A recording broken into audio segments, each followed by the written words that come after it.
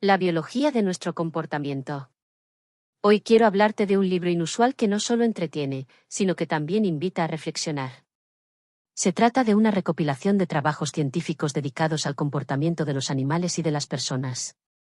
El autor es Robert Sapolsky, un reconocido neuroendocrinólogo, primatólogo y divulgador científico.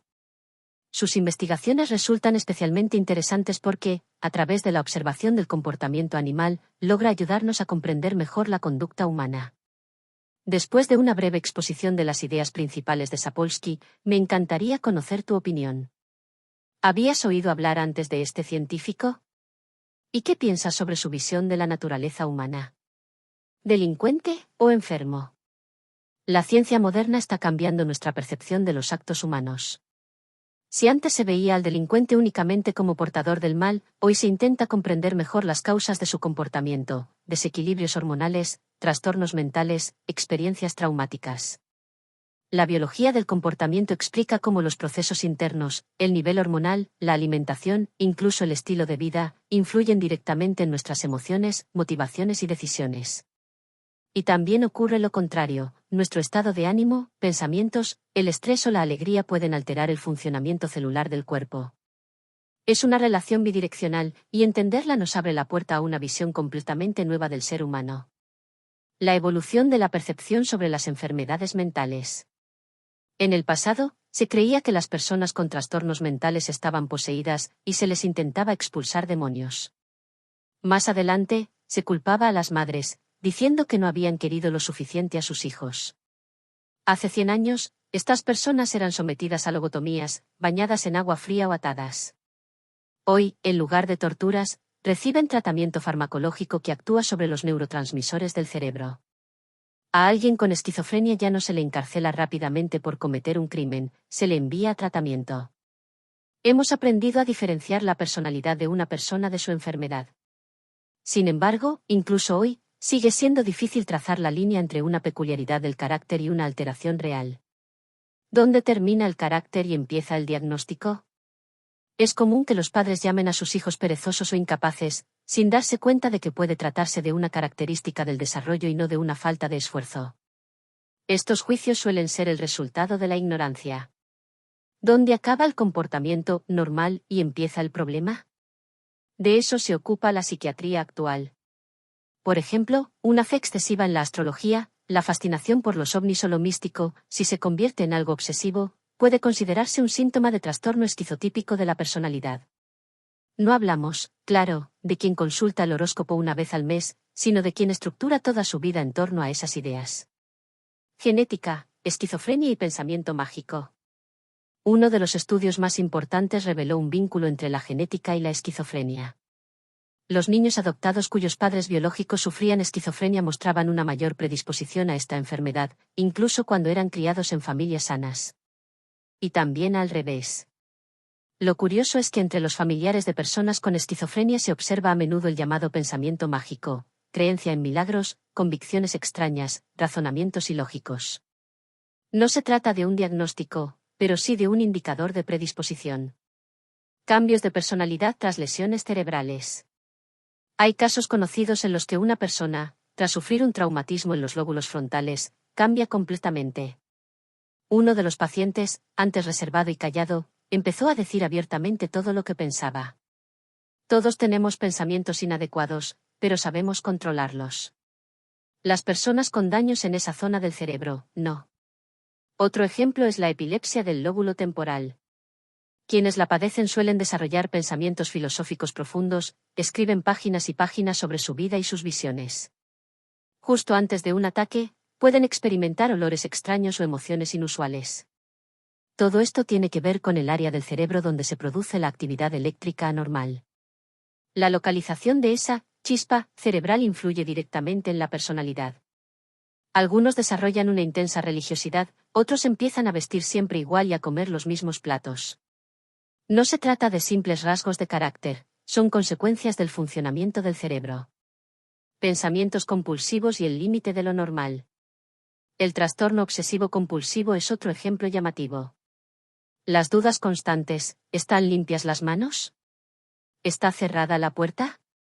Todo esto puede ser un rasgo de personalidad o convertirse en una obsesión que impide vivir con normalidad. La diferencia está en el grado de intensidad y en las causas biológicas. Hoy en día, los médicos estudian cada vez más no solo los traumas infantiles, sino también los genes y la estructura del cerebro para entender de dónde surgen los trastornos. Sin embargo, el límite entre una conducta simplemente extraña y una enfermedad real a veces es difuso. Dudar si la plancha está apagada es normal. Pero si esas dudas no te dejan dormir por las noches, entonces ya es un síntoma. ¿Qué nos hace ser quienes somos? La biología del comportamiento, según Sapolsky, nos hace comprender que hay mucho más de biológico en nosotros de lo que estamos acostumbrados a pensar. Nuestras creencias, reacciones, inclinaciones, no son solo fruto de la educación, sino el resultado de una compleja interacción entre neuronas, hormonas, genes y experiencia. Aún así, queda espacio para el libre albedrío, las decisiones y la compasión. Quizás, en ese equilibrio reside la esencia del ser humano. Si te interesa este tipo de contenido, comparte tu opinión. ¿Ya conocías a Robert Sapolsky? ¿Y qué opinas de su idea de que somos más producto de la biología de lo que nos gustaría admitir? Salud y psique, ¿dónde está el límite? Una persona completamente sana puede tener rasgos de personalidad propios de quienes padecen trastornos mentales. Al mismo tiempo, algunas personas pueden manifestar características esquizotípicas, y otras vivir realmente con un diagnóstico concreto. El límite entre lo normal y lo patológico resulta mucho más difuso de lo que parece a simple vista. Enfermedades inexplicables y los límites de la ciencia. Existen enfermedades cuyo origen la ciencia aún no puede explicar. Algunas se conocen desde hace tiempo, otras han empezado recientemente a recibir explicaciones más o menos convincentes. Por ejemplo, no hace tanto que los científicos descubrieron que, en hombres homosexuales, la parte del cerebro responsable de la sexualidad es más pequeña que en los heterosexuales, y su tamaño se asemeja más al de esa misma zona en mujeres. Sin embargo, también aquí surgen preguntas. La muestra del estudio era reducida y los sujetos eran portadores del VIH. ¿Se pueden sacar conclusiones globales basándose en eso? Otra cuestión igual de polémica. En hombres homófobos se ha observado una reducción de esta misma área cerebral. ¿Es eso la causa de sus creencias o una consecuencia? Todo depende de la interpretación, del enfoque desde el que se analicen los resultados del estudio, como una desviación o como una manifestación de predisposición biológica. ¿El límite de lo normal es una cuestión de consenso? Es curioso que la homofobia, en su momento, fuera considerada un trastorno mental y después, por decisión de la comunidad médica, dejó de serlo de un día para otro. Millones de personas en todo el mundo se volvieron sanas al instante. ¿Y qué pasará en el futuro? ¿Cómo una sola decisión puede cambiar para siempre la percepción de millones? El futuro de la medicina y la orientación adolescente. Es posible que en el futuro se les informe a los adolescentes, que aún no han definido su orientación sexual, del tamaño de ciertos núcleos en el hipotálamo, insinuando su predisposición. ¿Qué ocurrirá si los resultados de esos estudios contradicen la percepción interna de la persona? Las respuestas no son obvias. Comprender que nuestra normalidad puede ser simplemente una combinación biológica afortunada nos enseña a tener empatía hacia quienes no han tenido la misma suerte. Estamos más cerca de los primates de lo que pensamos. A pesar de toda nuestra civilización, seguimos estando muy cerca de los primates. Por mucho que intentemos alejarnos del cotilleo, en situaciones en las que ocurre algo sensacional, especialmente en la vida personal de personas cercanas o famosas, mostramos un interés casi animal. El autor recuerda cómo incluso los primates, al presenciar una pelea entre dos machos alfa, dejan todo lo que están haciendo, a pesar del peligro, solo por presenciar el espectáculo. Pan y circo no es solo un lema humano, sino también un instinto biológico, común tanto a humanos como a primates. Pubertad, biología, estrés y entorno. Es interesante cómo las condiciones del entorno pueden acelerar o retrasar la pubertad. En los animales esto es muy evidente. Si a una hembra joven se le coloca un macho adulto cerca, su maduración se acelera. La razón son las feromonas en la orina del macho, que estimulan el sistema reproductivo. Sí. Por el contrario, la hembra está rodeada solo de otras hembras, sin presencia de machos, su desarrollo se ralentiza. La biología indica que, ante la falta de condiciones para reproducirse, no hay prisa. El cuerpo humano se comporta de manera similar. Los estudios muestran que en las personas la pubertad también depende de factores externos. Algunos datos indican que las niñas que crecen en familias conflictivas o con padres separados inician la pubertad varios meses antes. Sin embargo, esta explicación tampoco es unánime. La maduración temprana puede estar relacionada no tanto con el estrés psicológico, sino con una mayor ingesta de alimentos. Los niños comen en exceso para aliviar el estrés, ganan peso, y la masa grasa influye en los procesos hormonales. Por otro lado, el estrés también puede causar distrofia y, al contrario, retrasar el desarrollo. Todo depende del contexto concreto. Un problema americano, biología o cultura. En Estados Unidos, el problema del embarazo adolescente preocupa desde hace tiempo a los profesionales de la salud.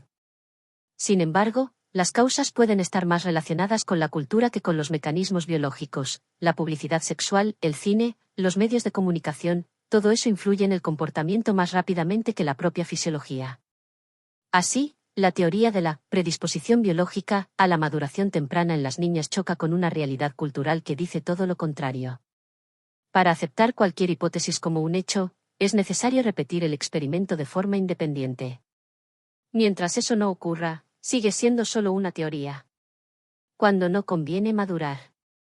Si para un niño es más seguro y cómodo quedarse con su madre que sobrevivir por su cuenta, la naturaleza puede ralentizar su desarrollo sexual. Los científicos destacan que en los humanos también existe una variabilidad individual en los tiempos de maduración. Cuando una población vive en estabilidad, sin amenazas y con abundancia de alimentos, los procesos reproductivos pueden retrasarse. El organismo prefiere desarrollarse bien antes de reproducirse. Y la descendencia, en estos casos, recibe más cuidados y atención. La calidad es más importante que la cantidad. Esa es la estrategia de las especies biológicas estables. Invierten en la calidad de sus crías, no en la cantidad. Un ejemplo son los elefantes. El embarazo dura casi 2 años y pueden vivir más de 60. En esta categoría también se incluye al ser humano. Especies animales oportunistas y su supervivencia. Las especies oportunistas habitan en ecosistemas inestables, donde las condiciones cambian con frecuencia y los recursos, como el agua o la comida, son limitados. Estos animales tienden a alcanzar la madurez sexual y reproducirse justo cuando las condiciones les son favorables.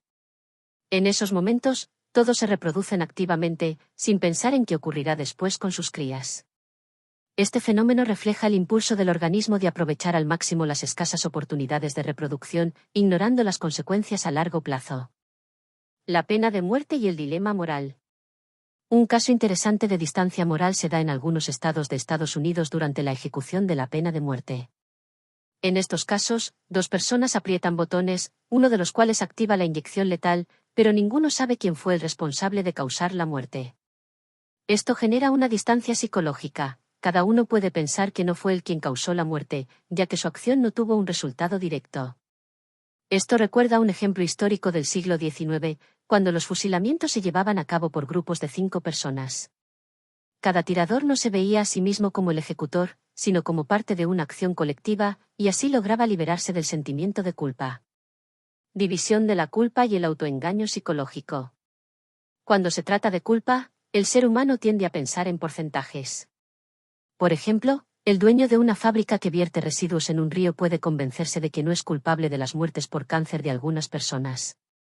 Pensará que solo ha aumentado un 0,03% la probabilidad de enfermedad, y no que ha causado directamente la muerte de alguien.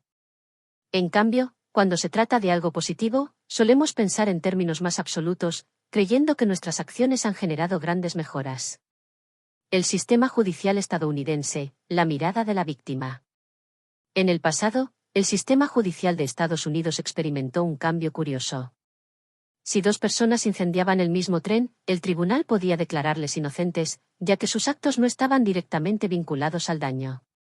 Sin embargo, más adelante, el sistema comenzó a tener en cuenta la perspectiva de la víctima. El tribunal reconoció que para la víctima da igual cuántas personas hayan contribuido al daño. Este precedente influyó en la evolución del derecho, y hoy en día, en muchos países, la verdad se interpreta en favor del afectado. La ciencia moderna, esfuerzo colectivo y pequeños avances. Robert Sapolsky señala que la época de los científicos que resolvían grandes problemas por sí solos ha terminado. Hoy, los avances se logran mediante el trabajo colectivo de muchísimas personas. Las mejoras se producen en centésimas de punto porcentual, algo muy distinto a épocas pasadas, cuando un científico podía erradicar enfermedades como la viruela. Los investigadores actuales que trabajan en laboratorios no siempre tienen la misma motivación que los médicos que atienden directamente a pacientes en hospitales. Dilemas morales en los experimentos científicos. Los científicos a menudo realizan experimentos con animales, lo que plantea dilemas morales. Algunos piensan que está justificado si se hace por el avance del conocimiento, pero sigue siendo un tema delicado, también desde el punto de vista ético. Separación de los hijos de sus padres en el mundo animal. El proceso de separación de los hijos de sus padres, especialmente entre los primates, representa una etapa crucial en la vida de cada joven organismo. Durante la adolescencia, el individuo joven debe abandonar su manada natal y encontrar su lugar entre otros. En algunas especies de primates, lo hacen las hembras, en otras, los machos. Esta separación es necesaria para prevenir la endogamia y evitar que la descendencia presente defectos congénitos, como dedos o colas adicionales. Es importante señalar que, incluso después de dejar la manada, los jóvenes siguen adaptándose a las nuevas condiciones, a veces durante años, y establecen nuevos vínculos sociales. Así, a través de ejemplos del mundo animal, la jurisprudencia y las investigaciones científicas, observamos cómo la distancia psicológica y la distribución de la culpa juegan un papel importante en la toma de decisiones y en la percepción de la responsabilidad. Estos aspectos ayudan a las personas a afrontar dilemas morales, así como a sobrevivir en condiciones de incertidumbre y cambio. La transición de los jóvenes primates, en busca de su lugar. Cuando dos manadas de primates se encuentran en proximidad directa, los individuos jóvenes comienzan a acercarse poco a poco al nuevo grupo. Por ejemplo, un joven papión puede acercarse cada día un poco más hasta que finalmente se encuentra en el centro de la nueva manada. Este proceso conlleva numerosas dificultades, no tiene amigos, ni familiares, ni apoyo por parte de sus semejantes. Carece de los beneficios que proporciona la manada, nadie le ayuda a deshacerse de los parásitos, nadie comparte comida con él. Además, los jóvenes machos que ya se encuentran en la nueva manada y que aún no han alcanzado un alto estatus, empiezan a ver a este recién llegado como un objetivo para sus acciones agresivas. Ahora tienen a alguien a quien pueden maltratar para elevar su propio estatus dentro del grupo. A muchos les puede parecer que este comportamiento recuerda a situaciones en las que una persona es nueva en un grupo, ya sea en el colegio, la universidad o el trabajo.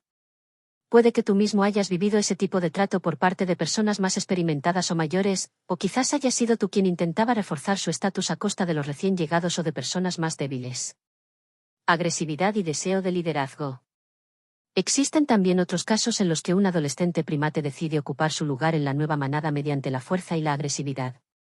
Sapolsky describe una situación así, en la que en un grupo ya consolidado con dos líderes, uno de rango superior y otro secundario, aparece un nuevo macho adolescente. Era físicamente muy fuerte y comenzó a demostrar su agresividad, llegando incluso a golpear a hembras embarazadas, lo que provocaba abortos. Sus acciones alteraban el ritmo habitual de la vida en la manada. Sin embargo, no era algo accidental, el macho actuaba por instinto, eligiendo la agresividad como medio para afirmar rápidamente su superioridad. Lo extraño era que los machos de mayor rango se escondían detrás de las hembras y evitaban el contacto directo con el nuevo agresor por temor a su fuerza. Cuando los científicos analizaron el nivel de cortisol en sangre de este joven macho, descubrieron que superaba considerablemente el nivel normal que presentaban otros machos a los que él golpeaba. Esto indicaba que el propio adolescente estaba sometido a un gran estrés, pero la estrategia que había elegido para hacerse un hueco en la manada le estaba costando cara. Finalmente fue derrocado, pero logró quedarse en la tercera posición más importante del grupo. Este tipo de comportamiento resulta muy familiar también en los grupos humanos, donde a veces aparecen personas que intentan asumir el papel de líder, incluso si para ello tienen que recurrir a la manipulación o a la agresividad con el fin de demostrar su fuerza. Inteligencia y venganza, cuestiones sobre normas y límites. Robert Sapolsky menciona a Theodore Kaczynski, el hombre que enviaba bombas a universidades y aerolíneas. Siendo un niño prodigio, Kaczynski decidió luchar contra lo que no le gustaba, el desarrollo de la tecnología y la urbanización, que contradecían sus principios. Sapolsky señala que los niños con gran inteligencia a menudo se sienten solos entre sus iguales, y también enfrentan incomprensión en los estudios y en el ámbito laboral. Estas personas pueden llegar a estar aisladas a pesar de sus logros. Y aunque todos ellos pueden haber sufrido agravios, el acto de Kaczynski fue un shock para muchos. Los intelectuales normalmente no recurren a la venganza. Sin embargo, entre los científicos a veces se percibe cierta aprobación hacia su acto, por paradójico que parezca. Todo porque en cada científico vive el recuerdo de un niño incomprendido y maltratado. Sapolsky plantea la cuestión sobre la diferencia entre quienes ordenan la destrucción de una aldea entera y quienes ejecutan esa orden. ¿Qué hace que sus acciones sean distintas a las de Kaczynski, que eligió otro modo de lucha?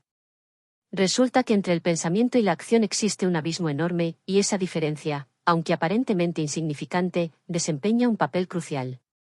Norma y patología, peculiaridades de los enfoques científicos. La cuestión de la norma también es importante en el contexto de las ciencias y de lo que se considera normal en la sociedad. Sapolsky ofrece ejemplos interesantes de la historia de la medicina. Por ejemplo, los patólogos, al estudiar cuerpos humanos, solían utilizar los cuerpos de personas pobres, que debido a la pobreza, enfermedades crónicas y estrés, tenían órganos alterados. A partir de esos datos se formaban ideas sobre lo que era normal, pero esas ideas estaban distorsionadas. Como resultado de esos errores, se trataban enfermedades que en realidad no requerían tratamiento, y muchas personas murieron a causa de conclusiones erróneas. Este ejemplo nos muestra cómo a menudo las ideas equivocadas sobre lo que es normal pueden ser perjudiciales para la sociedad. Porque, como afirma Sapolsky, no siempre lo que se considera norma lo es realmente. Tanto en lo que se refiere a nuestro cuerpo como en un contexto más amplio de nuestra vida, tales errores pueden tener consecuencias duraderas.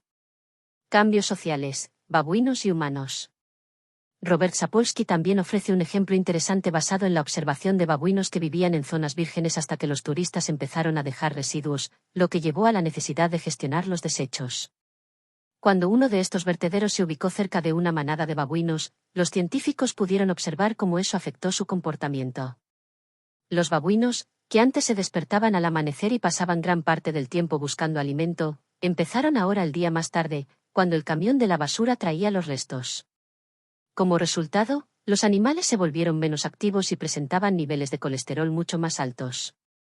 La población de babuinos aumentó debido a una maduración sexual y un crecimiento más rápidos, pero con el tiempo, la manada contrajo una infección procedente de los desechos, lo que provocó grandes pérdidas. Este caso nos recuerda que, incluso en el mundo animal, los cambios provocados por la intervención humana pueden tener consecuencias a largo plazo e inesperadas. La humanidad se enfrenta a los mismos dilemas. Vivimos en un mundo donde los avances médicos y tecnológicos nos permiten alargar la vida, pero al mismo tiempo nos enfrentamos a nuevos problemas como el envejecimiento de las naciones y el deterioro del medio ambiente. Personalidades reprimidas, estrés oculto en un mundo controlado. Existe una categoría interesante de personas que, según las pruebas psicométricas, parecen tranquilas y resistentes al estrés, no sufren de depresión y muestran una apariencia segura. Sin embargo, sus niveles de hormonas del estrés son notablemente más altos que los de la mayoría. Estas personas son las que adoran planificar su vida hasta el más mínimo detalle y buscan controlar cada aspecto de su día. A pesar de su apariencia de calma, reprimen sus emociones y están en un constante estado de estrés, del cual quizás los demás ni siquiera se dan cuenta. Este fenómeno demuestra claramente que las personas con este tipo de personalidad gastan una enorme cantidad de energía en reprimir sus emociones internas, lo que finalmente genera un estrés aún mayor. Un experimento interesante confirma esta teoría. Un grupo de personas fue expuesto a vídeos estresantes. Algunos podían reaccionar libremente al estrés, mientras que otros debían mantener la calma sin importar lo que sintieran. En el segundo grupo, que debía mostrarse sereno, el nivel de hormonas del estrés fue significativamente más alto que en el primero. Esto es similar a lo que ocurre con las personas que tienden a reprimir sus emociones, ya que son precisamente ellas las que experimentan más estrés al intentar mantener el control. Testosterona y agresividad, mitos y realidades. Otro hallazgo interesante es la afirmación de Robert Sapolsky de que la testosterona, por sí sola, no provoca agresividad ni actúa como un detonante directo de estallidos agresivos. Lo que hace es intensificar comportamientos agresivos que ya existen. Al principio esto puede parecer discutible, sobre todo si se considera que, al eliminar la fuente de testosterona, como la castración en animales, el nivel de agresividad disminuye, pero no desaparece por completo. Por otro lado, al aumentar la dosis de testosterona en animales no se genera más agresividad, pero si ésta aparece, sus manifestaciones se vuelven considerablemente más intensas. Babuinos y comportamiento social, lecciones de los primates. Los estudios de Robert Sapolsky sobre el comportamiento de los primates, en particular los babuinos, revelan aún más hechos interesantes sobre la dinámica social. Uno de los aspectos más curiosos es la migración de los machos a otras manadas. En los babuinos, los adolescentes deciden por sí mismos abandonar su grupo de origen y trasladarse a otro. Esto es diferente de lo que ocurre en otras especies, donde los machos mayores expulsan a los jóvenes en caso de competencia. Es interesante que la migración de los machos no ocurra únicamente en la adolescencia, sino también en la madurez. Esto suele suceder cuando las relaciones con los machos de mayor rango se tornan extremadamente tensas, y los jóvenes se agrupan para desplazar al macho dominante. Sin embargo, existe un caso aún más sorprendente de migración, cuando los machos ancianos abandonan su manada natal. A su edad ya no pueden ascender en la jerarquía ni adaptarse a nuevas reglas, y en su propio grupo el trato hacia ellos empeora. Motivos de migración de los babuinos ancianos. Los científicos han propuesto varias teorías sobre por qué los machos viejos de babuinos se van a otras manadas. Una de ellas sostiene que los machos intentan volver al grupo donde nacieron, del que se marcharon en su juventud, para pasar sus últimos años junto a sus hermanas. Otra teoría afirma que las hembras adultas expulsan a los machos ancianos para evitar el incesto. Pero la explicación más probable es que los jóvenes que ahora ocupan los niveles superiores de la jerarquía no pueden olvidar que ese macho anciano una vez estuvo en la cima. Con el paso del tiempo se fue debilitando, y los jóvenes comenzaron a incomodarlo, por lo que el macho optó por marcharse a otra manada, donde podría enfrentar menos presión. La amistad en la manada, el camino hacia la supervivencia. Un dato interesante es que no todos los machos viejos se van a otras manadas. Aquellos que consiguen quedarse son los que, a lo largo de su vida, han construido fuertes vínculos sociales, especialmente con las hembras. Estos machos solían ocupar posiciones más bajas en la jerarquía, pero mantenían buenas relaciones con los miembros de su grupo. Estos vínculos pueden considerarse auténticas amistades, aunque no siempre implicaban apareamiento, ya que los machos apoyaban a las hembras, las ayudaban a cuidar de sus crías y las protegían ante el peligro. A diferencia de los machos que buscaban aliados entre otros machos para luchar por un estatus más alto, las relaciones amistosas con las hembras resultaban mucho más beneficiosas. Esto permitió que los machos viejos permanecieran en su manada hasta el final de sus días. Soledad y vejez, lecciones de la vida de personas y babuinos. La vida de las personas y de los babuinos es muy parecida en cuanto a las relaciones sociales y la soledad en la vejez. Las mujeres, por lo general, viven más tiempo y suelen quedarse sin pareja al final de sus vidas, pero mantienen vínculos más fuertes con amigas y personas cercanas. Los hombres, en cambio, a menudo pierden a sus amigos antes, y esto puede afectar notablemente a su bienestar en la vejez. Al igual que en los babuinos, la capacidad de conservar amistades en la edad adulta es un factor clave para una vejez plena. La calidad de vida en la vejez depende de cómo hayas construido tus relaciones sociales a lo largo de toda tu vida. Cuantas más amistades y cuanto más sanas hayan sido, más fácil te resultará mantener el equilibrio emocional y una vida activa en la vejez. Los chimpancés y su conocimiento sobre el autocuidado. Estudios sobre el comportamiento de los chimpancés han demostrado que estos simios, por la mañana, se colocan bajo la lengua hojas de una planta específica. Las mantienen ahí y luego las tragan sin masticarlas. Los científicos han descubierto que estas hojas pueden matar parásitos, ya que salen del cuerpo del chimpancé sin digerirse.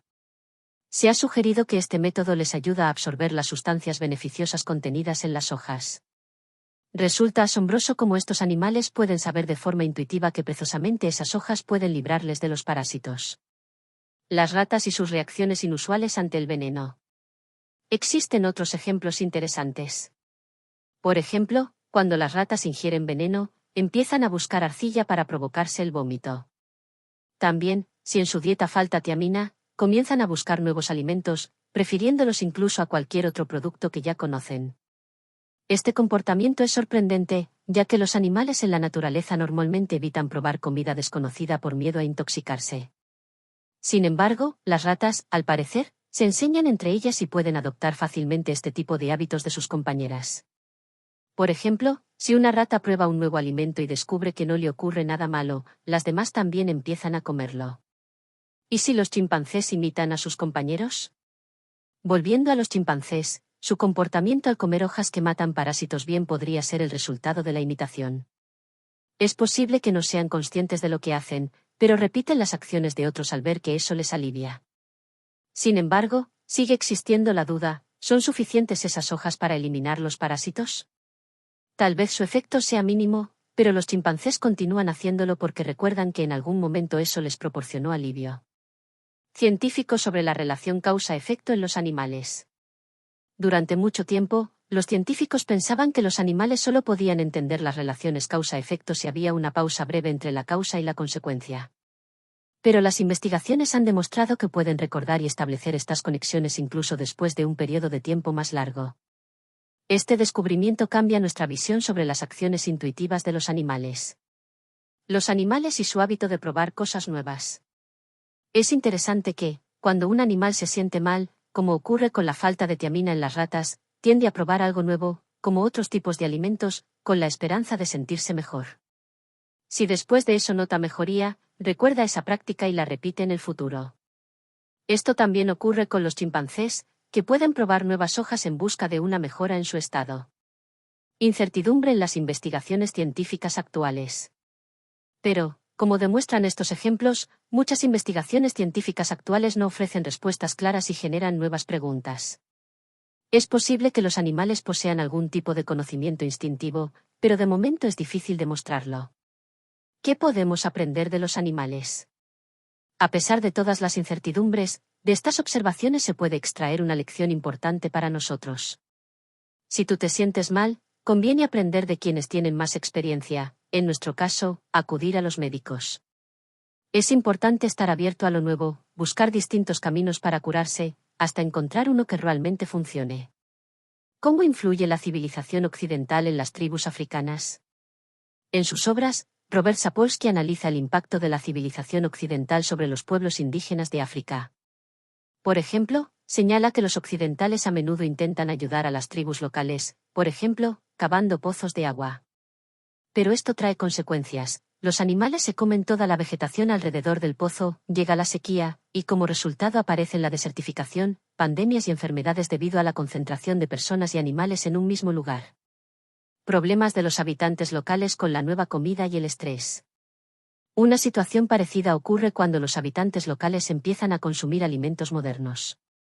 Sus cuerpos, como los de nuestros antepasados, están acostumbrados a usar con moderación la sal, el agua y el azúcar, pero con la nueva dieta surgen problemas de salud como la diabetes y la hipertensión. Sapolsky también subraya que el estrés es una causa importante de estas enfermedades entre los africanos, especialmente entre aquellos que han alcanzado una posición social. En sus vidas hay mucho más estrés que en las nuestras, y eso se refleja claramente en su salud. Estrés y desigualdad social. Además, los hombres que trabajan en las ciudades, mientras sus esposas e hijos permanecen en las aldeas, suelen verse solo un mes al año. Esto genera problemas adicionales en su vida social. Y, por supuesto, la injusticia en el reparto de oportunidades laborales. Los mejores puestos suelen ser para los familiares del jefe, mientras que los jóvenes con talento se ven obligados a trabajar en empleos mal pagados. El futuro y la esperanza de un mundo mejor. Sin embargo, Robert Sapolsky encuentra esperanza en que las siguientes generaciones puedan superar estas dificultades. Confiemos en que, con el tiempo, gracias al aprendizaje y a la adaptación, la situación mejore tanto para quienes se quedan en África como para quienes emigran a países más civilizados. ¿Por qué nos sentimos mal cuando estamos enfermos? Robert Sapolsky plantea una pregunta que, aunque parece obvia, rara vez se analiza. ¿Por qué cuando enfermamos sentimos cansancio, pérdida de apetito, fiebre, dolores corporales y un deseo constante de dormir? Aceptamos estos síntomas como algo normal, pero ¿te has preguntado por qué el propio organismo los provoca? La respuesta está en la lógica evolutiva. Los científicos realizaron experimentos con reptiles, animales de sangre fría cuya temperatura corporal depende del entorno. Cuando estaban sanos, preferían permanecer en zonas de temperatura neutra. Pero en cuanto enfermaban, buscaban el calor. Si no tenían esa opción y permanecían en un entorno frío, su supervivencia se reducía drásticamente. Esto demuestra que la fiebre no es solo un síntoma, sino un mecanismo de defensa. El cuerpo genera condiciones en las que el sistema inmunitario actúa con mayor eficacia y los virus y bacterias se multiplican más lentamente. Por eso, la energía no se destina a digerir alimentos ni a realizar actividades, sino únicamente a la recuperación. La pérdida de apetito y la somnolencia forman parte de este proceso. No es un fallo, sino una estrategia del cuerpo. También resulta interesante cómo actúan los medicamentos que alivian los síntomas. Los analgésicos que reducen los dolores musculares afectan a ciertos receptores que, durante la enfermedad, se vuelven especialmente sensibles. Se cree que esta sensibilidad es necesaria, nos hace vulnerables y nos empuja al descanso. Así, el cuerpo evita que desperdiciemos recursos y nos obliga a frenar. Por supuesto, es importante controlar la fiebre, porque siempre debe haber un equilibrio entre el beneficio y el daño. Pero, en general, queda claro que sentirse mal durante una enfermedad no es el enemigo, sino un aliado enfocado en la supervivencia. ¿Por qué la evolución mantiene la esquizofrenia? Sapolsky también reflexiona sobre la esquizofrenia y las personalidades esquizotípicas. Es una enfermedad genética que se encuentra en todas partes, en todas las razas y continentes. Surge entonces una pregunta lógica: ¿por qué estos genes no han desaparecido, como suele ocurrir con las mutaciones perjudiciales? La respuesta podría estar en su posible utilidad. Los familiares de personas con esquizofrenia a menudo presentan rasgos de personalidad esquizotípica, son excéntricos, tienden al misticismo, interpretan las metáforas de forma literal y frecuentemente creen en lo esotérico. A primera vista, esto puede parecer extraño, pero en las sociedades tradicionales, estas personas solían convertirse en chamanes. Y los chamanes no eran marginados, sino figuras respetadas. Tenían poder, se les escuchaba y acudían a ellos en busca de consejo y curación. Así, los genes asociados a la esquizofrenia no solo se conservaban, sino que se transmitían. Las personas con estas características solían reproducirse con más frecuencia y ocupaban un lugar importante en las estructuras sociales. ¿Por qué creemos en cosas extrañas? A Sapolsky le sorprenden los datos estadísticos: millones de personas en todo el mundo creen en ovnis, fantasmas, el diablo y otros fenómenos sobrenaturales. Lo explica afirmando que todos podemos tener algo de personalidad esquizotípica. No se trata de un diagnóstico psiquiátrico, sino de un rasgo de pensamiento en el que la fe puede imponerse a la lógica. Estas inclinaciones son especialmente evidentes en los fanáticos religiosos o en las sectas. Y aquí, Sapolsky en el fondo dice lo que ya intuimos: el ser humano tiende a buscar sentido y consuelo, especialmente en los momentos difíciles. Experiencia personal: como una secta destruyó a mi familiar. He visto personalmente cómo una secta destruyó a un familiar cercano. Era un hombre adulto, con formación y pensamiento analítico.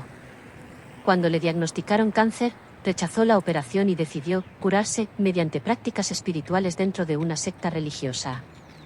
Durante casi un año sufrió, convenciéndose a sí mismo de que estaba sano. Poco a poco dejó de salir de casa, luego casi no se movía, y finalmente murió. Pero aún más aterradora fue la reacción de su esposa. Ella también pertenecía a la secta y, tras su muerte, creía que podía resucitar. Esperaba un milagro, confiaba en que las palabras de alguien pudieran devolverle la vida. Por supuesto, eso no ocurrió. Sin embargo, con el tiempo, comenzó a buscar una nueva secta, como si su mente se hubiese puesto en piloto automático. ¿Por qué las personas entran en sectas? Me resulta difícil decir con certeza si la causa está en los genes o si todo depende del nivel de educación. Pero algo es evidente: las sectas atraen sobre todo a personas que están atravesando crisis personales graves, enfermedades incurables, pérdidas, soledad, discapacidad, adicciones. Es precisamente en un estado de desesperación cuando más se necesita escuchar una promesa sencilla: te sentirás mejor. Y las sectas ofrecen exactamente eso. Dan esperanza, aunque sea falsa. En el peor de los casos, ofrecen consuelo en forma de un paraíso después de la muerte. Además, los rituales dentro de las sectas, como los llamados lenguajes extraños, que en realidad son solo combinaciones de sílabas sin sentido, pueden afectar al cerebro. Estas prácticas, especialmente cuando se prolongan durante horas, parecen reprogramar la mente. Y aunque una persona se decepcione de una secta, puede empezar a buscar otra, como si no pudiera parar. Cuando la mente se vuelve vulnerable. Es en los momentos de dolor y crisis interna cuando la mente humana es más vulnerable. En esas situaciones, no es la lógica la que guía las decisiones, sino el deseo desesperado de encontrar algún tipo de apoyo. Y si en ese momento aparece una estructura que promete salvación, la persona se aferra a ella, ignorando cualquier argumento racional. Fe, religión y cerebro, fuera de esta discusión. En este vídeo, deliberadamente no abordaré el tema de la fe, la religión o Dios. Sin embargo, si tienes pensamientos al respecto, compártelos en los comentarios, me interesará leerlos.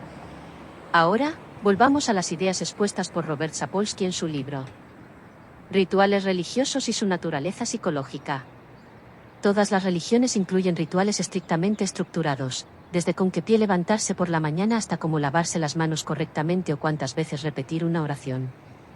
Cada tradición tiene sus propias reglas, pero todas comparten un elemento común, una secuencia clara e inmutable de acciones con un significado especial.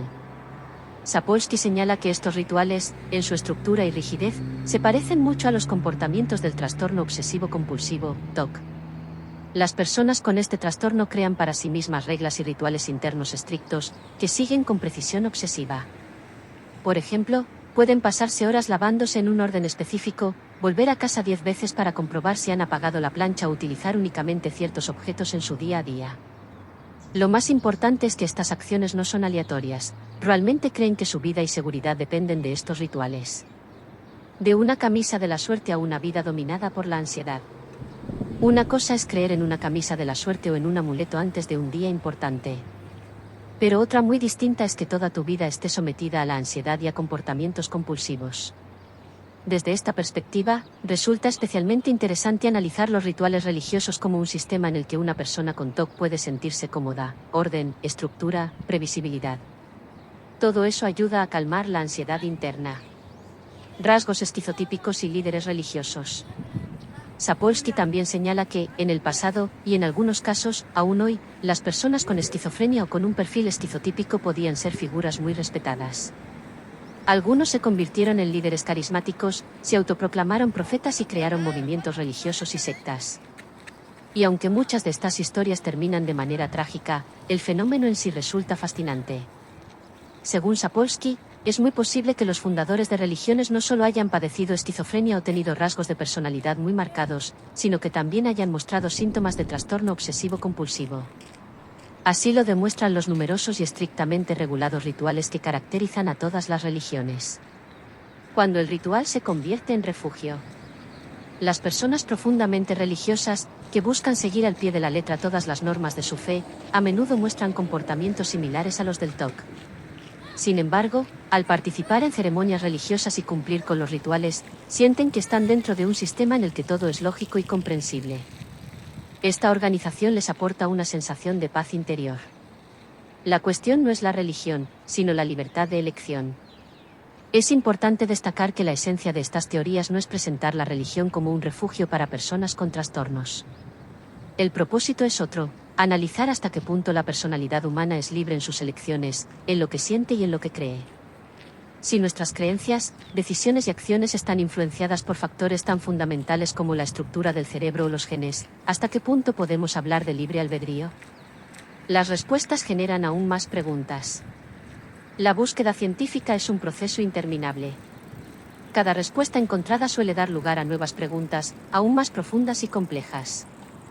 Por eso, los científicos probablemente tengan un largo camino por delante antes de poder dar respuestas definitivas sobre la naturaleza de la fe, la personalidad y la libertad.